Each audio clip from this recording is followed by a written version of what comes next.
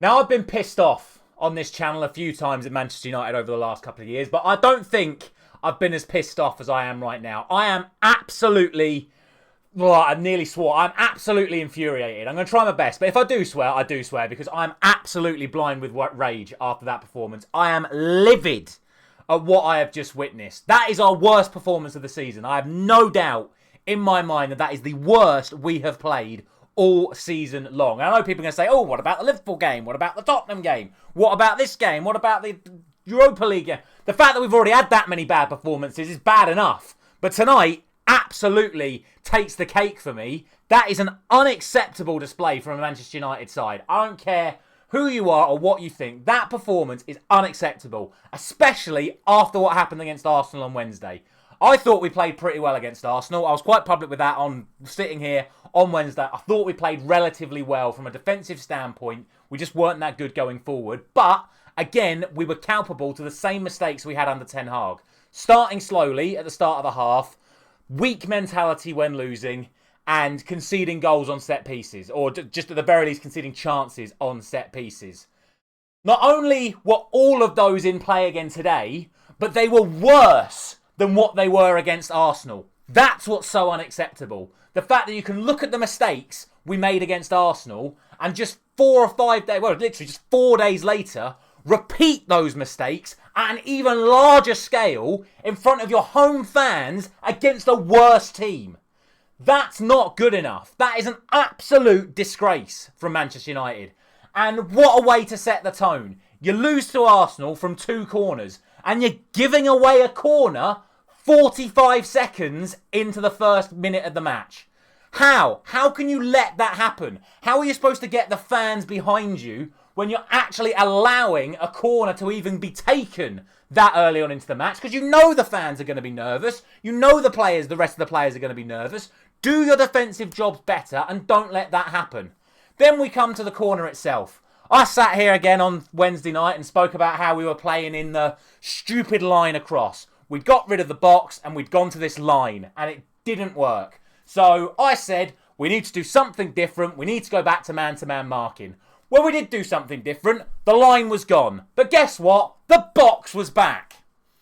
And obviously, surprise, surprise, the 6'4" Milenkovic walks in the middle of the box and heads it in from 5 yards out. Unbelievable. Absolutely unbelievable. I've looked at the heights of the players on the pitch. They have Milenkovic, who's 6'4", they have Wood, who's 6'2", and they have Yates, who's 6'2". We have De Ligt, Yoro, and Højlund that are all 6'2". Every single other outfield player on the pitch is 6 foot or under. So you've got 3 tall players for one team, 3 tall players for the other team. The moment you see those lineups, you go, right, Chris Wood is the biggest threat. He's a striker. You put De Ligt on him. Milenkovic is the second biggest threat. You take your other centre-back, Yoro. He sorts out him. And then Højlund, as the forward, deals with the midfielder in Yates. Those are the 3 players you have on there. 3 players. Everyone else picks up the players they need to pick up. 1 man on the post, 1 man on the halfway line for counter-attacks, and you do some good old-school defending on corners, and you deal with it appropriately. Instead, Milenkovic is being marked by 5'9" Lisandro Martinez, who is literally more than half a foot shorter than Milenkovic. So unsurprisingly, he can't deal with him. He just waltzes in between De Ligt and Dalot, because that's where the ball was placed in the box. Bang! 1-0 Nottingham Forest. Shocking, disgraceful. Set-piece coach needs to be looked at. From there, I actually think we did relatively okay for the remainder of the first half. On the ball, we looked good. We had 75% possession. We were starting to create half chances. And then we created our goal. And it came from Manu Ugarte. And look, he is the only player that can hold his head up high tonight. The only player who wore Manchester United's shirt who I can say he had a good game. Manuel Ugarte was absolutely brilliant. He left it all out on the pitch today, and he is the only reason we scored either of our goals. I don't care. People say, oh, what about Bruno on the second? No. Ugarte was responsible for both goals. He got the ball, fed it through to Garnacho, a brilliant pass into Garnacho, who scuffed his touch, as he's been doing a lot recently, as I mentioned again on Wednesday. Fell to Højlund, 1-1. Play it through. Can't quite get a second goal before half-time. We move on to the second half. First minute of the second half, I'm sitting there going, okay, we've actually made a positive start to this second half. We're looking pretty decent. Then the ball goes backwards. Euro picks the ball up, feeds it out to Bruno Fernandes, and he decides, under pressure, in his own half, to do a no-look back heel outside of the foot pass back to Euro, who's actually made a really good progressive run up into midfield. But Bruno's not looking, he's not paying attention, and he gives the ball away in the dangerous area once again because he's trying to be fancy with the scoreline at 1-1 in his own half. Breaks to the Forest player, comes to Gibbs-White, he shoots, and Onana, well, look, I've been singing Onana's praises this season. Goalkeepers make mistakes. This is his first major mistake of the season.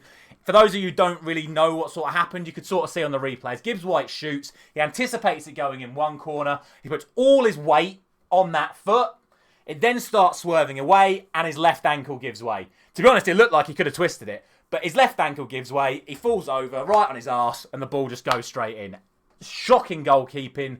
But as much blame has to go on Bruno Fernandes as it has to go on Andre Onana. Then we have the final piece of the puzzle. The weak mentality. The moment that goal goes in, everyone's playing the blame game. Everyone's heads are gone. Onana's gone. Martinez is gone. De Ligt's gone. Bruno's gone. Mainoo's gone. Dallow's gone. Garnacho's gone. Again, Ugarte managed to keep it together. A couple of the other players were still putting themselves about. But one of those players I mentioned there, Diogo Dalot, I don't care what happens for the remainder of the third goal. If you see the full clip of the third goal for Nottingham Forest today, just watch Diogo Dalot. That's all I want you to do. From the moment the clip starts with Nottingham Forest with the ball in their own half, all I want you to do is watch Diogo Dalot. Because he is not even treading water. He is drowning. He is not making any effort to get back. It is the most half-hearted, slow-motion jog you've ever seen in your life. But he's making no effort to actually put a tackle in or try and stop Nottingham Forest attacking. A cross then comes in from his side. De Ligt heads it away. He then has to deal with the ball that is coming down. It's him again. I can't remember who he's up against. But it's him up against whoever the Nottingham Forest player is. Again, he makes no effort to stop the Nottingham Forest player winning the ball on the edge of his own penalty area. He then skips it past Dalot, ball out to Gibbs-White, ball to the back post. It's too far for Euro. Onana can't come because De Ligt's in his way. Wood heads it back across goal. De Ligt leaves it. Martinez leaves it. They both think it's going wide and it's gone in. But that's head loss. That's weak mentality. That's not focusing on the task at hand. Do your jobs properly. That is a World Cup winner and a multi-time Champions League player. I don't think De Ligt's ever won it, but he's won league titles with Bayern Munich. He's won titles with Juventus. That is two experienced top-level defenders on paper. Absolutely complete head loss, and we're 3-1 down. By that point, it's too late. He makes some changes. He brings Rashford on for Garnacho, who, unfortunately, I think had his worst performance in a Manchester United shirt. I think he wasn't the only one who you can say that about. I think, Garnacho had the worst performance in a Man United shirt. I think Mainoo had his worst performance in a Manchester United shirt. I think, again, Dalot could be considered up there for one of his worst performances. I think Bruno had another absolute shocker. Yes, he scored his goal. But outside of that, he was very, very poor. I think it was De Ligt's worst performance in a Manchester United shirt since signing in the summer. I think it was Martinez's worst performance in a Manchester United shirt since signing last summer. And it's just, honestly, we did what we could. We did what we could from there. We started to build some momentum up. The changes made a difference. And again, Manuel Ugarte, his bite, his fight, his determination, wins the ball back in the midfield, gets it out to Bruno, sprays it out, Ahmad slightly overruns it, cuts it back, Bruno makes it 3-2. We're starting to build momentum. Again, more changes made. I'm pleased he took Bruno off because I don't think he was playing well. And at least we now know that we've got a manager who's not, he's actually brave enough to take Bruno Fernandes off. But that change didn't work either. But people are going to say that's what happened, but actually it was Ugarte coming off that made the difference. Because unfortunately the poor lad ran himself into the ground and he was absolutely exhausted and simply had to come off. And without him in the midfield, we lost the midfield. It was him coming off that made the difference, not Bruno coming off. Losing Ugarte meant that we couldn't go on and get that third goal.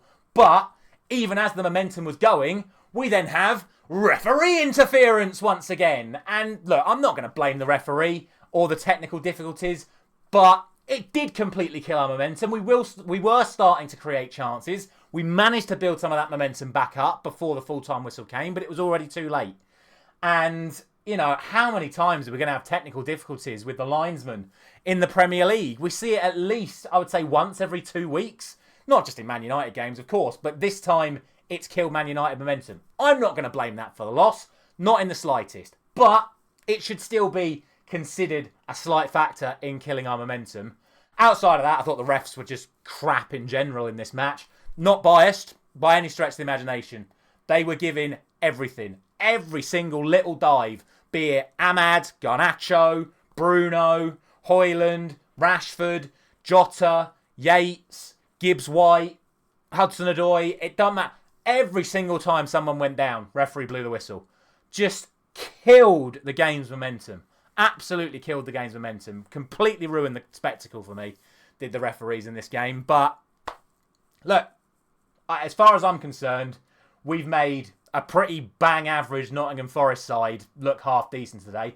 And I'm not going to take away from Nottingham Forest what they've done so far this season, but I don't think Nottingham Forest had a good game today. They had 0.6 XG and scored 3 goals. That's how bad they were. They didn't actually create any genuine chances all match.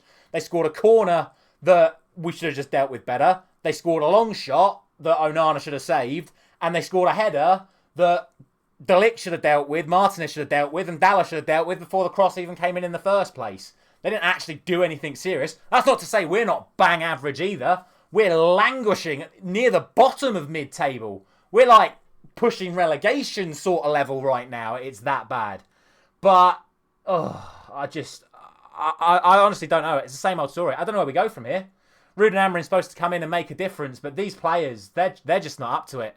I don't care who's in charge. You could put Sir Alex Ferguson in charge of this lot and he wouldn't get anything out of them because of the standards that these players have for themselves is not good enough. And I think that is the fundamental problem. They have got to sort their attitude out. Because if they sort their attitude out, I think there is enough talent there to produce the sort of performances that we saw against Everton last week. But we got a Europa League game in midweek against Victoria Pilsen, who are a very good side. They have produced some very good results already in the Europa League. And then we're going to the Etihad. So, long time ahead for Manchester United fans. We are in a bad spot. And I can't see it getting better anytime soon. Hopefully Amorim can get into them. Hopefully we can see a response against Pilsen ahead of the derby. But as things stand right now, I really struggle to see where the next positive is going to come as a Manchester United fan. As always, let me know your thoughts down in the comment section below. Thank you very much for watching this absolute mad rant for the last 15 minutes. I'll see you again very soon.